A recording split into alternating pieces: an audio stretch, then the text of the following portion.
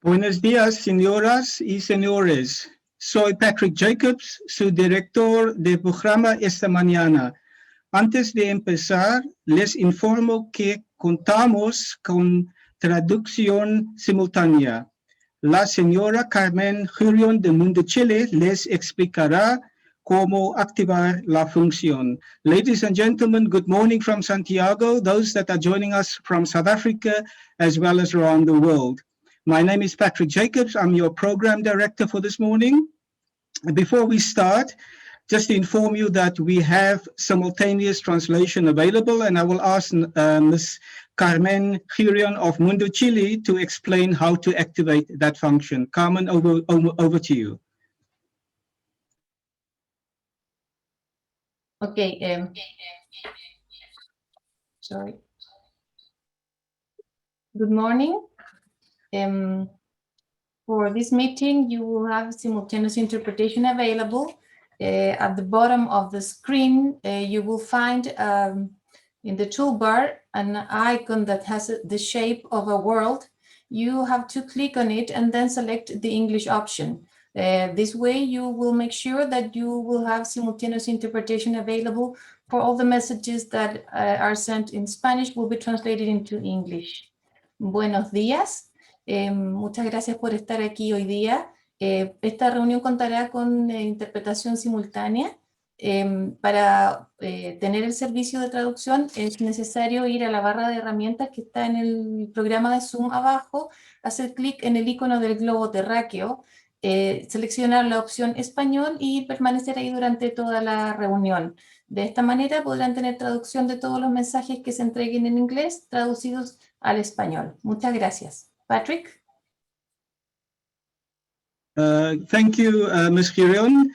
Distinguished guests, friends of South Africa, fellow South Africans, ladies and gentlemen, once again, warm South African greetings to all of you, those that have joined us in Chile, as well as those in South Africa and around the world. Thank you for joining us to celebrate South Africa's national day called Freedom Day, under the theme, The Year of Charlotte Maxeke, Promoting Human Rights in the Age of COVID-19. Who was Charlotte Maxeke?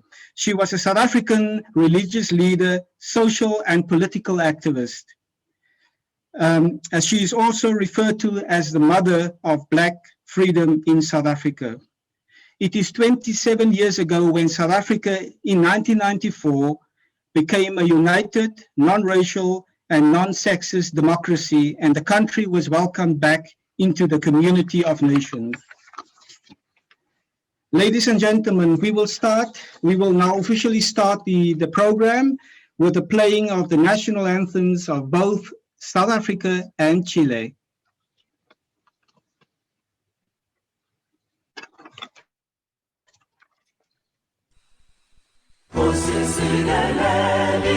Africa, malupawanisu pondorayo, izwahimitana soyetu, osi sigelela china, lusapolwayo, ulela buluka sechama sa Yesu.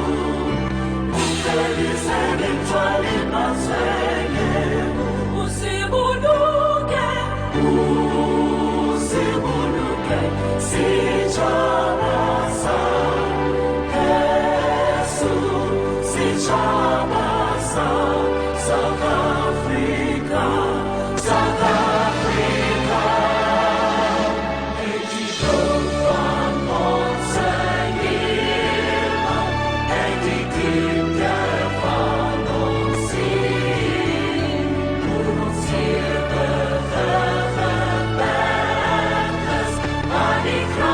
Sunshine.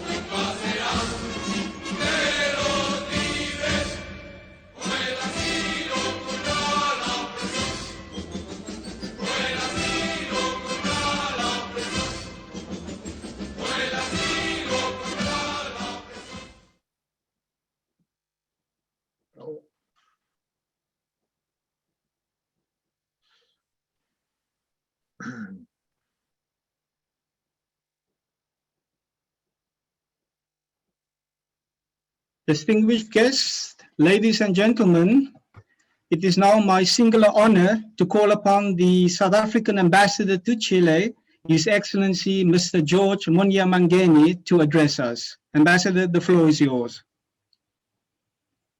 Thank you, Mr. Jacobs. Good morning, buenos dias, Tobela, Dumelang, and good afternoon to those who are joining us from other places such as home, South Africa, and the rest of the world.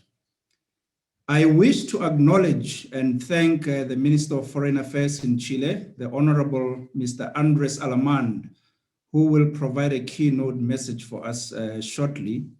I also wish to acknowledge the Deputy Minister of Foreign Affairs, Mrs. Carolina Valdivia, who has joined us. A very warm welcome indeed that you could be with us on this day. I also wish to thank the team that has joined us from Foreign Affairs, led by Ambassador Pia Buster and her team. Thank you so much for joining us.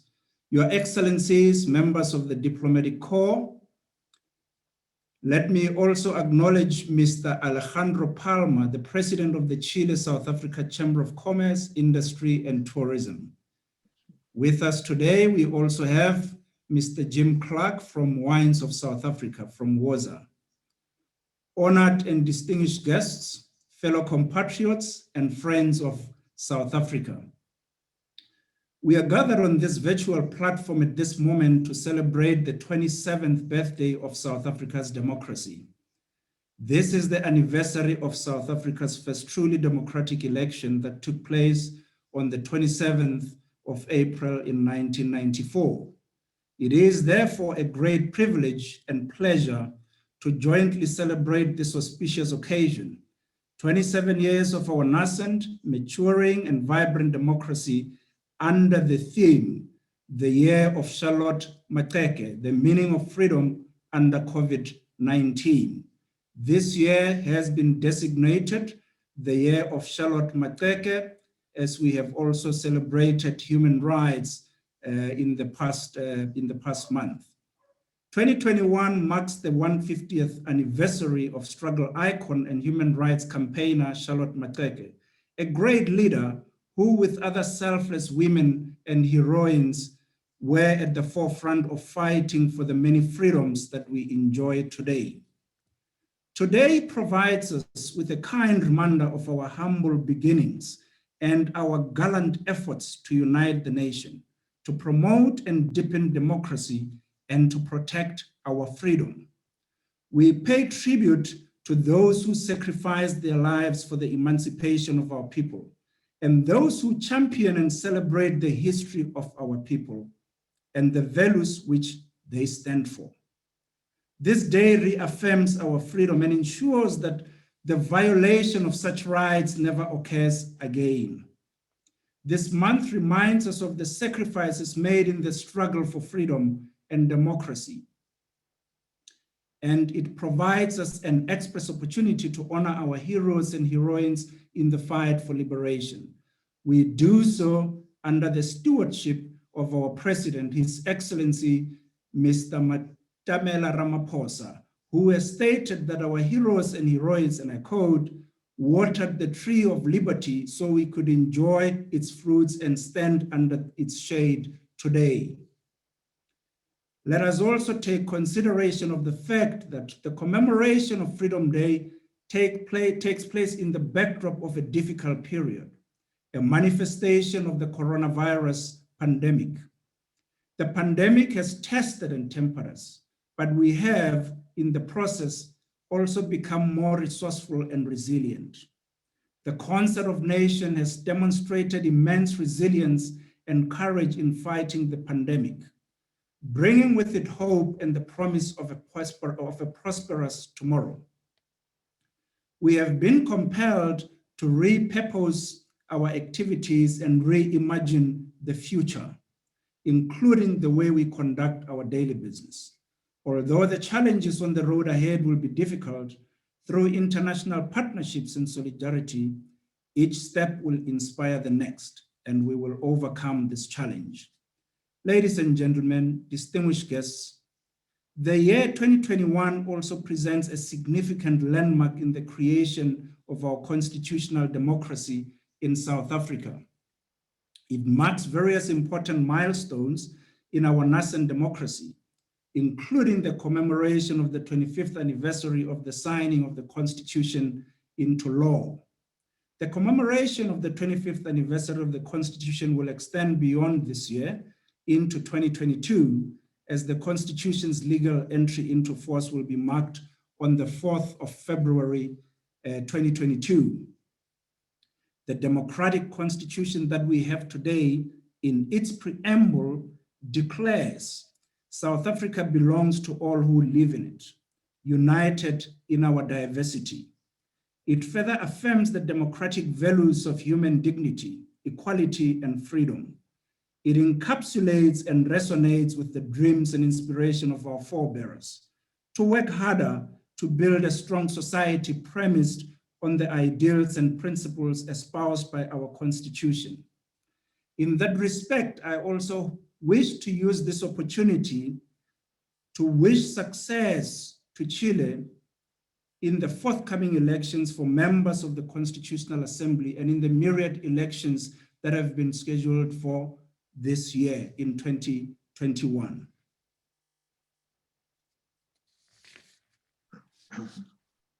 Distinguished guests, the global order is undergoing rapid changes, and we stand before great challenges which will need to be overcome through international partnerships, far-reaching economic development, and improved prosperity. This is happening in an era whereby the African continent has proactively seized an opportunity to determine and shape its own destiny and position in the global economic development. In that context, Africa's vast possibility and potential stands out as a positive beacon for the future, the next global growth point. Amongst other global formations and configurations, we also recognize that South-South cooperation and relations are critical and pivotal in all domains. In this specific case, the continents of Africa and South America have a key role to play as we shape the developmental path ahead. South Africa and Chile provide solid platforms in engendering and consolidating this partnership and pertinent relationship. South Africa enjoys a very strong bilateral relationship with Chile, predicated on strong shared values and desires, and a commitment to democracy and respect for human rights. These are fundamental and foundational blocks as we strive towards a better life for all. Chile is an important partner to us in varied spheres, spanning issues of common interest, both in the bilateral and multilateral spheres. Indicative of this is our cooperation on Antarctica and climate change issues, which is emblematic of this sound relationship. This is continually strengthened through people-to-people and knowledge exchanges, and bilateral tools, instruments, and mechanisms. As we speak at this stage, our teams are preparing very hard to ensure that we will hold our joint consultative mechanism in the near future, which on the Chilean side will be led by the Deputy Minister of Foreign Affairs, Ms. Carolina Valdivia, and our own Deputy Minister of International Relations and Cooperation, Mr. Alvin Boertes, on the South African side. Thus, we continue to see deepening relations, even in terms of trade, investment, tourism, technical cooperation, and development. This has manifested in growing two-way trade and investments over the years. South African businesses have invested in Chile, thus creating valuable linkages and value chains. And the same has applied of Chilean companies that have invested in South Africa. We continue to see a growth. We continue to see more and more Chilean companies investing in South Africa. Such a strong partnership supplemented by requisite economic relations, is pivotal. South Africa is a great place to invest. And with all things considered and on balance, we're very attractive as an investment destination. The latter is really at the core of our value proposition. And we are committed to taking these relations to greater heights as we continue to engage with individual and organized business formation. The message that we want to communicate is that we are open for business. Our wish to see more Chilean companies taking advantage of the opportunities offered by our economy would be realized with more engagement and with strong bilateral relations. And we are very happy that even those who have joined us today, the business community, should take note of this important fact. As we celebrate our 27th Freedom Day, we also recognize that the father of our nation, former President Nelson Mandela, also spent 20 years in prison during the struggle and fight for our liberation. And in that respect, his legacy will remain an inspiration for future generations, encapsulated in the spirit of forgiveness and humanity, humility and leadership. And it will live on in our commitment to ensure just and a fair society for all. Let us remember that through his wisdom, our beloved Madiba also mentioned that it always seems impossible until it is done. And we believe that as we continue to work hard, we can really better the lives of our people. Distinguished guests, let me also at this point posit that our gratitude to the mutually beneficial partnership with Chile we share is profound. Chile remains a key partner for South Africa, and I must reaffirm the strong and strategic relations that exist between our two countries. It is rooted in our shared history. And as African wisdom aptly teaches us, those who run alone run fast, but those who run together run far. That a single bracelet does not jingle. South Africa today is a vigorous and strong young democracy, not because of some alignment of the stars, but because of the strength and vigor of South Africa's Democrats and the support and encouragement of our friends around the world, not least those who are with us at this moment. With those words, I would like to say to all, Happy Freedom Day, and let's please take care of ourselves and our loved ones. I thank you. Back to you, Mr. Jacobs.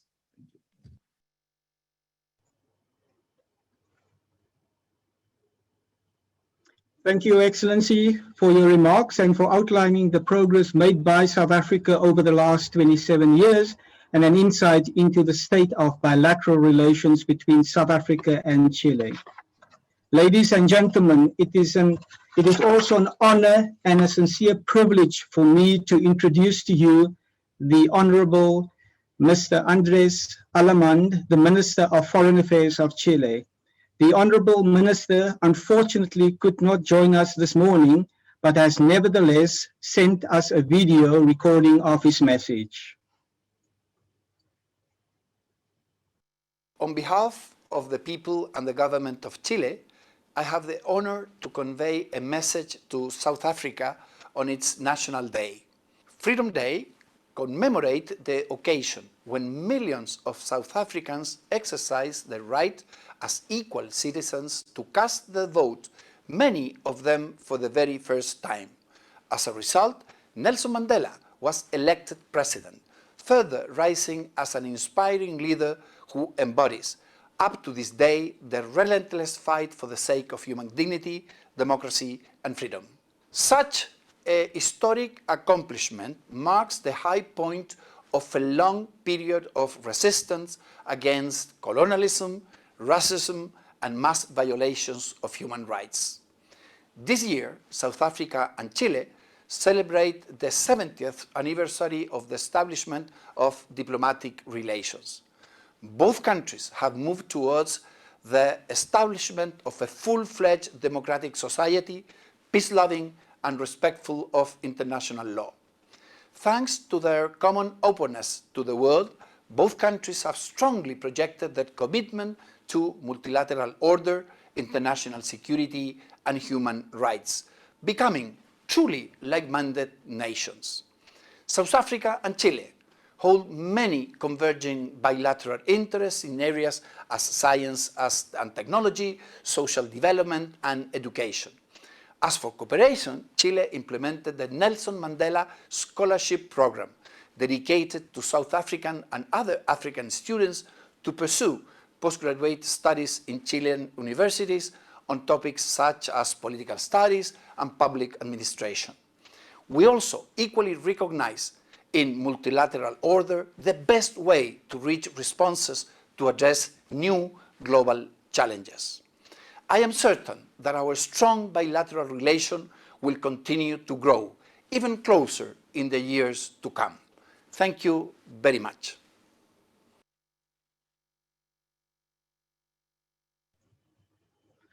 Our sincere gratitude goes to Minister Allemond, who we consider to be a very good friend of South Africa and of Africa, for his remarks and reminding us of the close relations between our two countries.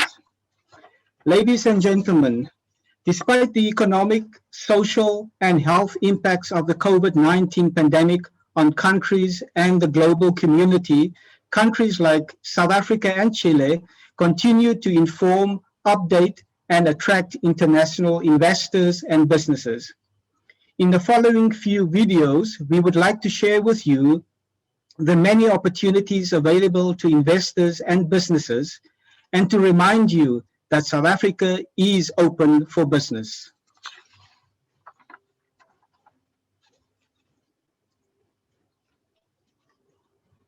Wouldn't you like to explore a country where two worlds intersect, where first world infrastructure meets an emerging market, where diversity is celebrated through its people and its sectors,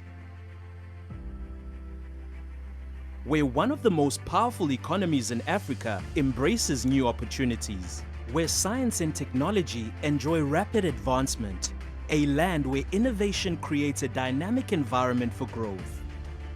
The world's leader in mining and minerals, with nearly 90% of all the platinum metals on Earth and around 41% of all the world's gold. Home to 11 Nobel Peace Prize winners.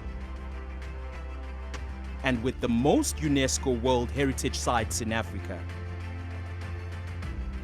It is one of only 2 countries in the world to have hosted 3 different World Cups, where a market of almost 60 million people provide you with the perfect springboard to access a continent of 1.3 billion people. It's where the impossible is made possible. Welcome to South Africa, a land of endless possibilities. A truly inspiring country. Welcome to the future. Invest in South Africa. Powered by Brand South Africa.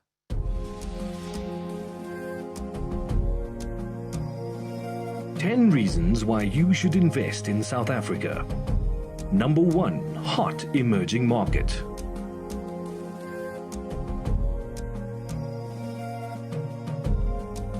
Number 2, the number 1 diversified economy in Africa. Number 3, the largest presence of multinationals on the African continent. Number 4, progressive constitution and independent judiciary. Number 5, favorable market access to global markets. Number 6, abundant natural resources. Number 7, advanced financial services and banking sector. Number 8, world-class infrastructure and logistics. Number 9, young, trainable labor force. And number 10, excellent quality of life.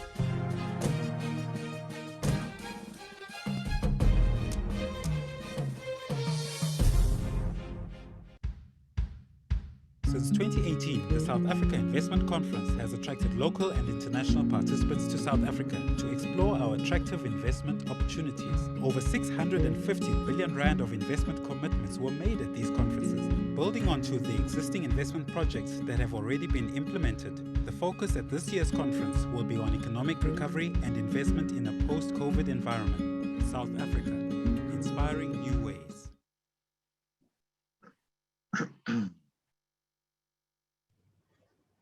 Ladies and gentlemen, it is now my pleasure to call upon the President of the Chile-South Africa Chamber of Industries, Commerce and Tourism, Mr. Alejandro Palma, to say a few words. Mr. Palma, the floor is yours. Thank you, Mr. Patrick. Good morning, Mr. Ambassador. Good morning, Minister present as well, and everyone here. It's a big honor to me to be with you celebrating the Freedom Days.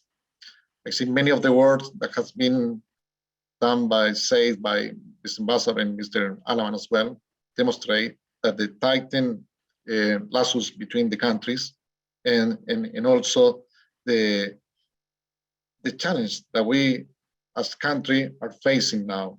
We have to learn from each other. We have to remind the leadership of Mandela and many other great people that has been dealing with big challenge and problem in the time being. And I think right now it is time to call and remember those leaders that they could lead us to overcome all the problem and trouble that we have facing now. Real leaders must be ready to sacrifice all for the freedom of their people, Mandela says. And I think it's a word that we have to keep in mind. And together we have to work hard to commit ourselves to deal with the big challenge that the countries around the world face. We in Chile are proud to be friends from our South African college. We as Chamber, we are promoting business and commitment to make our countries grow. It's an honor to me to be here and see the tremendous effort from the ambassador in promoting relationships. I think it's a big pleasure for me to say that, and thank you to you for that commitment. We at Chamber, we are always open to look for business, for opportunity to grow the countries, to see that the efforts done by people go to the people, you know. And I think that's something that we have to strengthen now, despite the time that we are living. We have great opportunity. I think for both sides, our countries, they have the resources, the people, and the location that provide supply for the world in mining, agriculture, fishery, and many other goods. So I think we have to continue to learn from each other and work together as we are doing. And I think there are endless opportunities, as you also say in your video.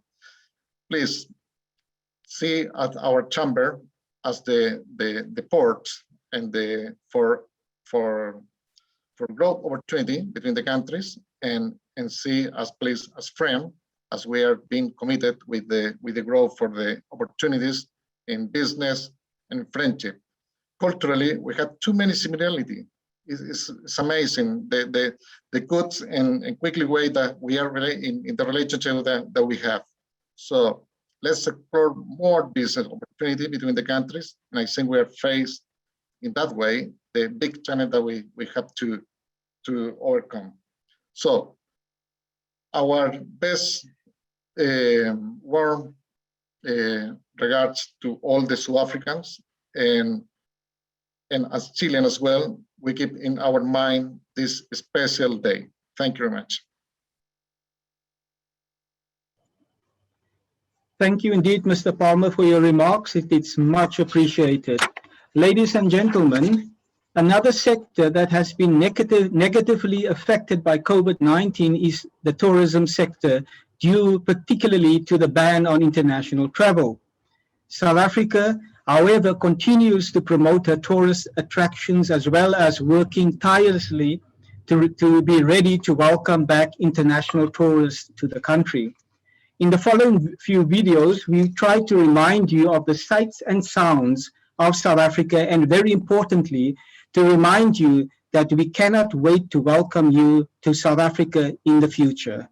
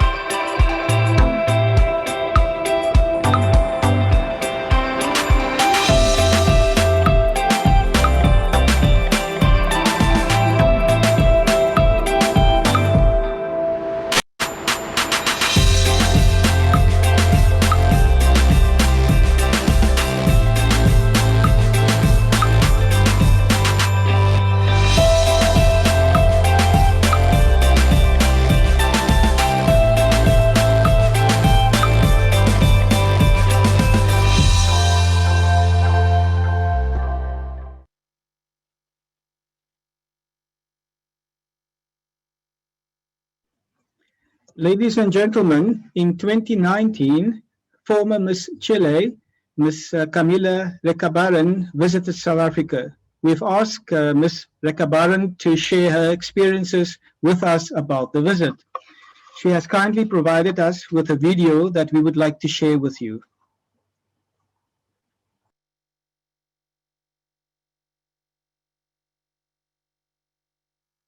Los invito a viajar conmigo y a conocer nuevos destinos, destinos inexplorados. Hoy viviremos un día de un turismo social. Así es, conoceremos historia, conoceremos las emociones de la gente. Aquí me encuentro en las Torres de Orlando, quienes se encargaban de producir energía a Johannesburgo, pero no hacia el Soweto. Vamos a conocer de qué se trata todo esto.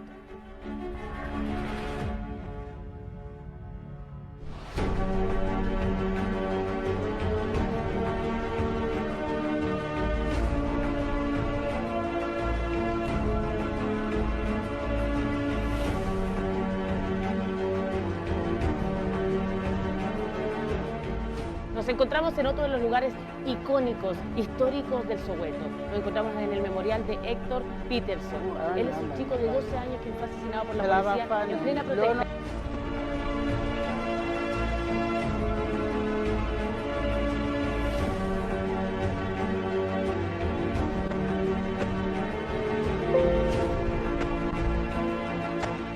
Después de recorrer las calles del Soweto con tantas historias de por medio, llegamos acá al lugar ícono, a la casa de Nelson Mandela, el cual vamos a conocer hoy.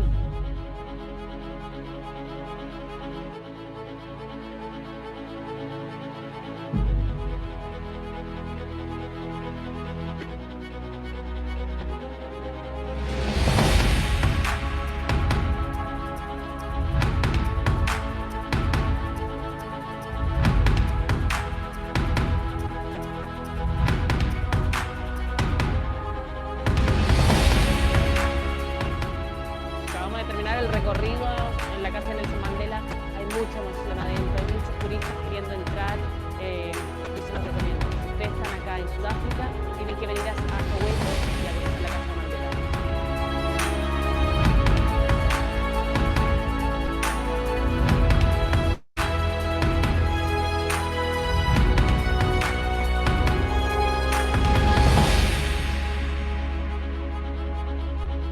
Mientras recorríamos las calles del Soweto, nos dijeron que no nos podíamos perder de visitar el mercado más popular, ubicado aquí, en el Clip Town, donde dio inicio en 1955 al capítulo de la libertad liderado por Nelson Mandela. Pero hoy es uno de los mercados lleno de colores, lleno de olores, de aromas increíbles. Vamos a visitarlo, acompáñenme.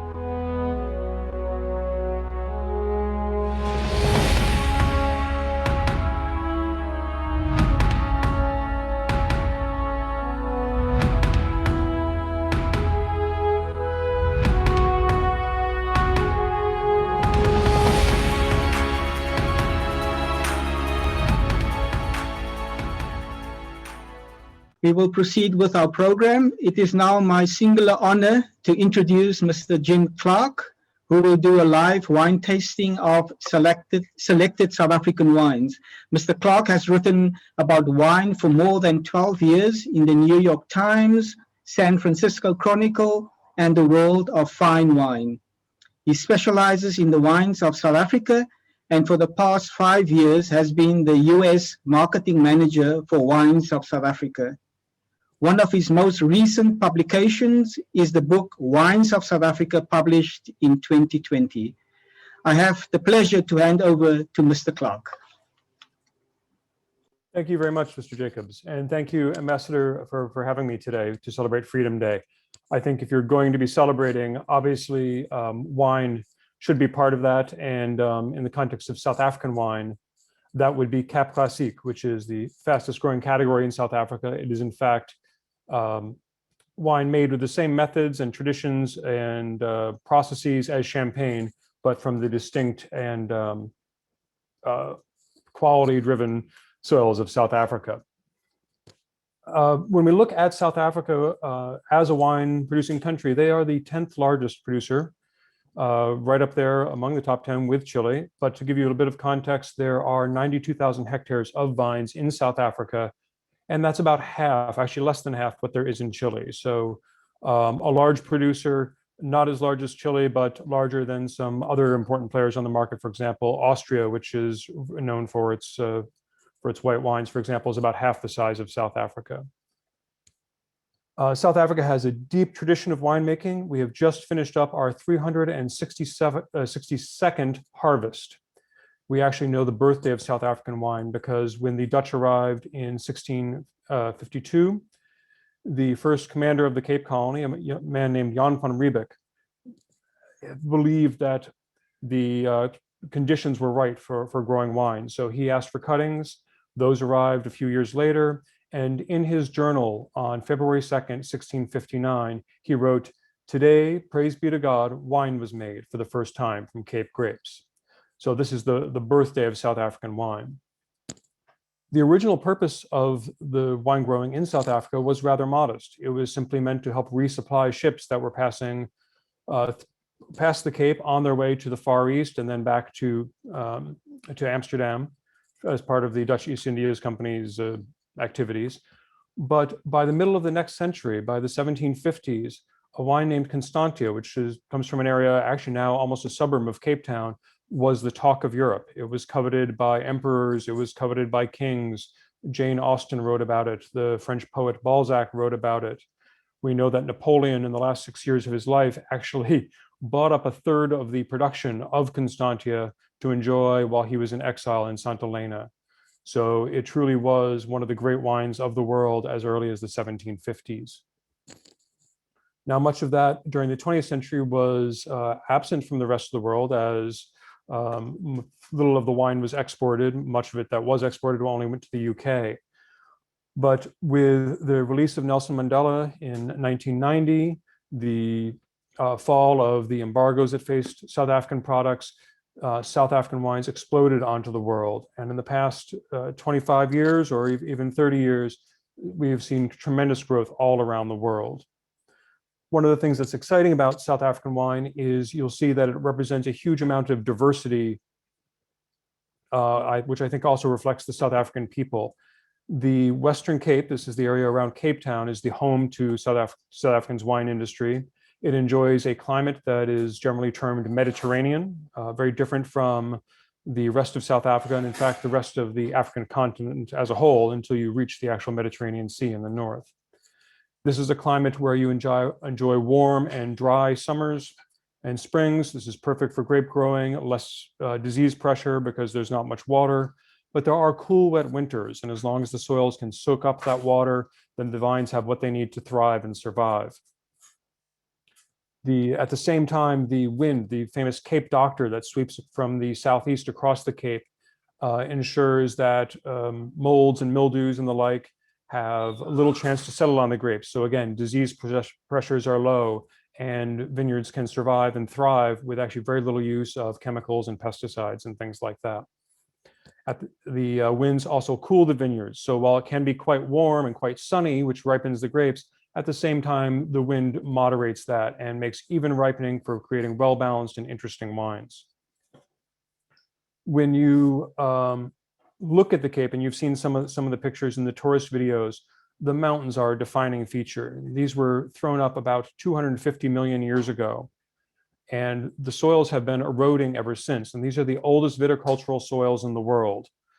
Some of them date back much longer than that. The shales in the area actually go back to 900 million years, and granite, one of the other major soils of wine growing in South Africa, dating back 500 or even 630 million years.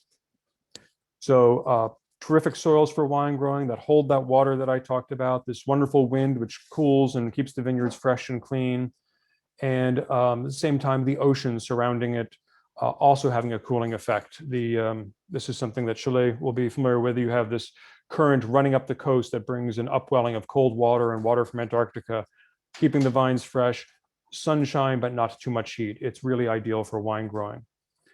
At the same time, those mountains carve up the different exposures, so you can have vineyards facing in many different directions, some directly into the sun, some directly into the setting sun, some facing south away from the sun. And this means you can grow a wide variety of different grapes. And again, that allows for the diversity of wine expression we see in the country. For Chilean wine drinkers, many of the varieties grown in South Africa will be familiar. They are the famous international varieties. The most planted red grape in South Africa, for example, is Cabernet Sauvignon. Following that very closely is Shiraz. On the white side, Sauvignon Blanc and Chardonnay are both in the top 4 of the white plantings.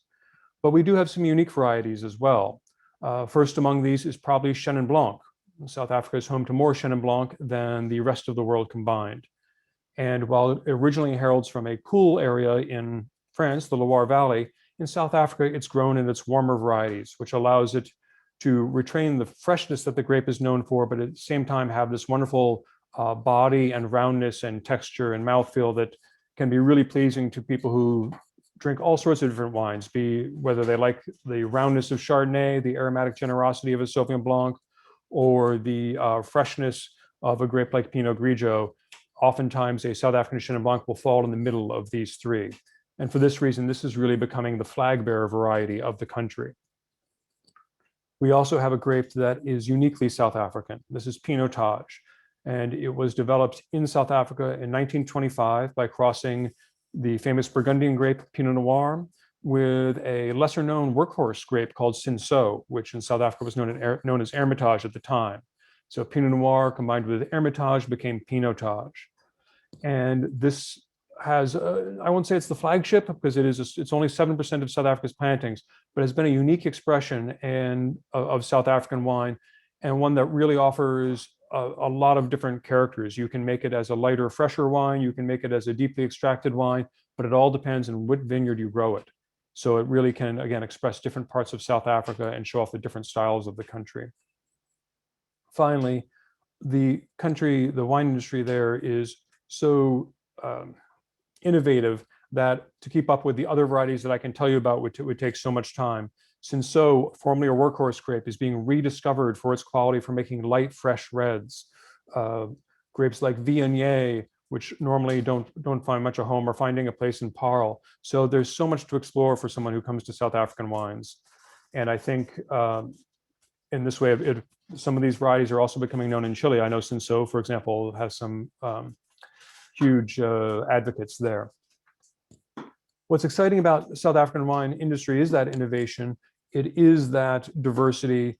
And I think it has so much to offer in terms of whether it be individual small estates, the kind of artisanal growers, and also larger companies who can do a lot for different businesses in terms of satisfying supermarket wines and things like that. So it really can service very many different parts of the wine drinking world.